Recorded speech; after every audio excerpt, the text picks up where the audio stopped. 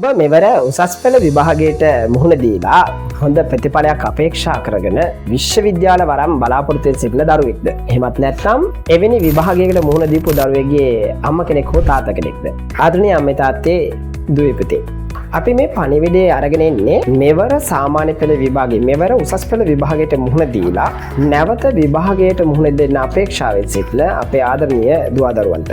ඔබ පහුගිය කාල වකවානුව පුරාවටම ශාල වෙහෙසක් වෙමින් මහන්සියක් දරමින් අපස උසස් පෙළ විභාගයට මුහුණ දීලා නමුත් අපේක්ෂිත ප්‍රතිඵලය ලබා ගැනීමට තරමක් අපහසුතාවයකින් පෙළෙනවා. ඔබට ප්‍රමාණවත් නැත්නම් ප්‍රශ්න පත්‍රයට මුහුණ දීපු ආකාරය නැවත විභාගයට සූදානම් වීමට ඔබට අවශ්‍යතාවයක් තිබෙනවා වගේ නම් මේ පණිවිඩය වාට. අනේ අම්මේ තාත්තේ දුවේ පුතේ, Dream Academy අපි ඔබට හඳුන්වලා දීලා තියෙනවා අපොස උසස් පෙළ විභාගයේ 2026 විභාගයට පෙනී සිටින දුව දරුවන් සඳහා අධ්‍යයන පාඨමාලාවක්.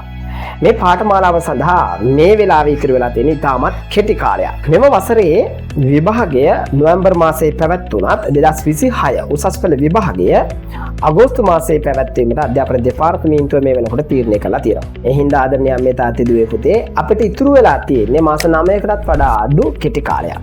මේ මාස 9ක කාලවකවානුව අපි සංක්ෂිප්ත ලෙස සාරාංශගත කරොත් අපිට මේකෙදි සති 30ක අධ්‍යයන කාලයක් පමණයි ඔබගේ අධ්‍යයන කටයුතු සඳහා ඉතුරු වෙන්නේ. සති 30ක අධ්‍යයන කාලයක් කියන්නේ ආසන්න වශයෙන් දින 210ක්.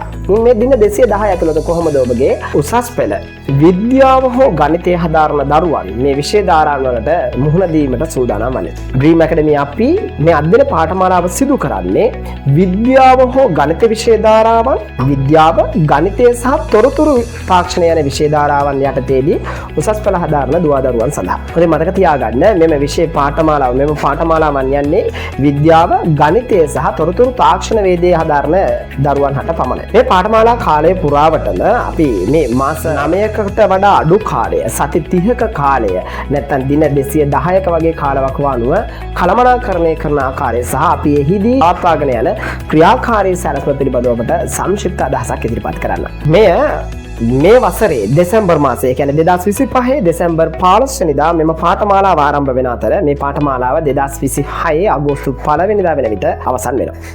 ඒ වගේම තමයි සතියට දින 7කින් සමන්විත මේ පූර්ණ නේවාසික පාඨමාලාවේ සතිය දින 6ක් ඔබට පූර්ණ කාලීනව ඒ කියන්නේ උදෑසන 8 සිට රාත්‍රී 10 දක්වා අධ්‍යයන කටයුතු වල නිරත වෙන්න සිදු වෙනවා. මේ අධ්‍යයන කටයුතු මහන්සි වෙලා කැප වෙලා ඔබ උනන්දු වෙලා වැඩ කටයුතු කරොත් ඔබට මේකේ සාර්ථක ප්‍රතිඵලයකට ලබා ගන්න පුළුවන්. මම සරලව ඔබට පැහැදිලි කරන්නම් මේ පාඨමාලාවේ අන්තර්ගත වෙලා තියෙන සංක්ෂිප්තය. එක් විෂය ධාරාවක් සඳහා ගුරුවරු දෙදෙනෙක් ඔබට හඳුන්වලා දෙනවා. මේ ගුරුවරු දෙදෙනාගෙන් එක් ගුරුවරයෙක් විෂය නිර්දේශය පූර්ණ ලෙස ආවරණය කරන රිවිෂන් ආකාරයට සහ තීරිය ආකාරයට විෂය නිර්දේශය ආවරණය කරන ගුරුවරයෙක් වෙනවා. තවත් එක් ගුරුවරයෙක් අපි ඔබට හඳුන්වලා දෙනවා ප්‍රශ්න පත්‍ර ලියවීම සහ ප්‍රශ්න පත්‍ර පිළිබඳව සාකච්ඡා කරලීම සඳහා පේපර් මාකින් යන ඒ කියන්නේ ප්‍රශ්න පත්‍ර අධ්‍යයනය සඳහා යන පේපර් මාකින් යන ගුරුවරයෙක් ඔබට හඳුන්වලා දෙනවා.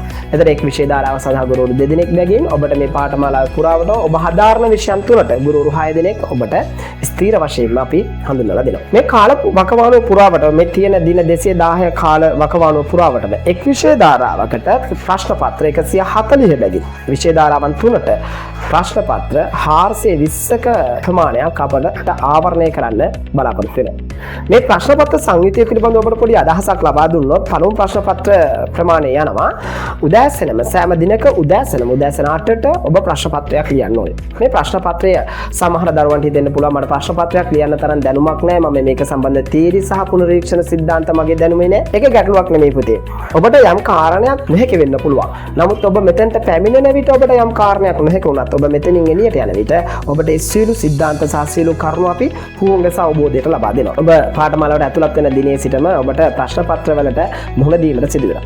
හැබැයි මේ ප්‍රශ්න පත්‍රයක් පළමු කාලවකවානුව ඇතුළතදී ඔබ කිසිදු චකිතයක් තබා ගන්න එපා. ඔබේ ප්‍රශ්න පත්‍රයේ පවතින ලකුණු ප්‍රමාණය පිළිබඳව අපි ඔබට යම් කාලවකවානුවක් ලබා දෙනවා අධ්‍යයන කටයුතු සිදු කරමින් ගිහින් ඔබට ප්‍රමාණවත් ලකුණු ප්‍රමාණයකට පැමිණීම සඳහා. උදෑසන පවතින ප්‍රශ්න පත්‍රයේ මෝර්නින් ටෙස්ට් කියලා කියනවා. ඔබට එක් විෂයකට මෝර්නින් ටෙස්ට් 50 බැගින් මෝර්නින් ටෙස්ට් 150කට මුහුණ දෙන්න වෙනවා මේ කාලවකවානුව පුරාවටම. අමතරව ඔබගේ එක් ප්‍රශ්න පත්‍රයක එක් ප්‍රශ්න පත්‍ර කට්ටලයක් තියෙනවා. ඒ පාඩම් වලට අදාළව අපි ඔකට යුනිට් ටෙස්ට් එකක් කියලා කියලා කියනවා. යුනිට් ටෙස්ට් 20 සබ්ජෙක්ට් එකකට අදාළව යුනිට් ටෙස්ට් 20 බැගින් යුනිට් ටෙස්ට් 60කට ඔබට මුහුණ දීන්න සිදු වෙනවා. ඊට අමතරව ෆුල් පේපර්ස් 50ක් ඔයාට ලියන්න සිදු වෙනවා. මේ ෆුල් පේපර්ස් 50 දී ඔයාට MCQ ප්‍රශ්න පත්‍රයක් සහ ව්‍යුහගත රචනා ප්‍රශ්න පත්‍රයක් හමු වෙනවා. සංයුක්ත ගණිතයේ විෂය ධාරාව හදාරන දරුවන්ට PO සහ ඇප්ලයිඩ් විදියට මේ ප්‍රශ්න පත්‍ර ආකාර දෙක ලියන් වෙලා යනවා. ඊට අමතරව ප්‍රශ්න පත්‍රයක් විදියට ඔබට ලියන්න වෙනවා 2020-25 විභාගයේ මුහුණ දීපු ප්‍රශ්න පත්‍රයේ ඉඳන් 2006 අවුරුද්ද දක්වා 2020-25 සිට 15ට ගත්තොත් 2006 අවුරුද්ද දක්වා තිබ්බ ප්‍රශ්න පත්‍රවල පෙළ ගැස්මක් ඔබට ලියන්න වෙනවා. මේ ප්‍රශ්න පත්‍ර සියල්ලම ඔබට යම් කාල වකවානුවකට යම් නිශ්චිත රටාවකට ඔබට හඳුන්වලා දෙනවා. ඒ කාල වකවානුව පුරාවටම ඔබ මේ ප්‍රශ්න පත්‍ර වලට මුහුණ දුන්නාට පස්සේ ඔබ තරමක් තේරුම් ගන්න එක් විෂය ධාරාවකට ප්‍රශ්න පත්‍ර 140 බැගින් විෂය ධාරාවන් 3ට ප්‍රශ්න පත්‍ර 420ක ප්‍රමාණයක් ඔබ මුහුණ දීලා. මේ පැත්තෙන් හොඳින් තේරුම් ගන්න. ඔබ මෙවර උසස් පෙළ විභාගයට සාර්ථක ලෙස මුහුණ දුන්නේ නැත්නම් යම්කිසි ඔබගේ හිතේ චකිතයක් තියෙනවා නම් ඒට හොඳම නිදසුන එක ඔබේ තිබෙන ප්‍රධානම අඩුපාඩුව තමයි ප්‍රශ්න පත්‍ර හරියට ලියා ගන්න බැරි වෙච්ච එක. ප්‍රශ්න පත්‍ර වලට ඔබ මුහුණ දීපු ප්‍රමාණය ප්‍රමාණවත් නොවන එක. තවත් ආකාරයකින් ඔබගේ තියෙන්න පුළුවන් සිද්ධාන්ත කරුණු මතකේ නැතිකම. සිද්ධාන්ත කරුණු හරියට පුනරීක්ෂණය කරගෙන නොමැතිකම. මේ නිසා මේ කියන කාරණා සියල්ලම අපි මේ කියන පාඨමාලාව ඇතුළතදී ඔබට සම්පූර්ණ වශයෙන්ම ආවරණය කරනවා. ඒක නිසා මේ පාඨමාලාවේදී ඔබට පුළුවන් සමස්ත කාලවකවානුව පුරාවටම ඉතා හොඳ අධ්‍යාපනයක් හදාරමින් සතුටින් සහ විනෝදයෙන් තමන්ගේ අධ්‍යයන කටයුතු සිදු කරන්න. මේ කාලවකවානුව අවසන් වෙන විට ඔබ විෂයට A-level විෂය ධාරාවේ විද්‍යාව හා ගණිතය කියන විෂය ධාරාවට පූර්ණ සූදානමකට අපි භාජනය කරන්න ලෑස්ති වෙලා ඉන්නවා. මෙවැනි පාඨමාලාවකදී දරුවන්ට සහ දෙමාපියන්ට ප්‍රධාන වශයෙන්ම පවතින ගැටලුවක් තමයි දරුවන්ගේ ආරක්ෂාව, විනය, ආහාර සහ නවාතැන් පහසුකම් කොහොමද ලැබෙන්නේ කියන එක ගැන. ප්‍රධාන වශයෙන්ම අම්මේ තාත්තේ ඔබට මා දැනුවත් කළ යුතුයි දරුවන්ගේ විනය ලෙස අපි හඳුන්වන්නේ එයාට කැමැති මෝස්තරයක් නිරූපණය කිරීම. පිරිමි ළමුන්ට ප්‍රධාන වශයෙන්ම පවතින ප්‍රශ්නයක් තමයි කොණ්ඩේ කොටට කපන්න වෙනවද? රැවුල කොටට කපන්න වෙනවද? අම්මේ තාත්තේ විනය කියන්නේ ඒක නෙමෙයි. විනය කියන්නේ ඊට වඩා ගැඹුරු අර්ථයක්. ඒක නිසා අපි මේකේ ප්‍රධාන විනය කාරණා 4ක් සම්බන්ධව දරුවන්ට අවබෝධයක් ලබා දෙනවා. අන්නේ විනය කාරණා 4 තමයි අපි ආරක්ෂා කරන්නේ. එයාට ගැළපෙන ඇඳුමකින් එයාට කැමති විදියට ලස්සනට මේ ස්ථානයේ තමන්ගේ චර්යාව රැගෙන යන්න පුළුවන්. මොකද මෙය දරුවන් ඒ විදියට පවත්වාගෙන යන පුනරුත්ථාපන කඳවුරක් නෙමෙයි.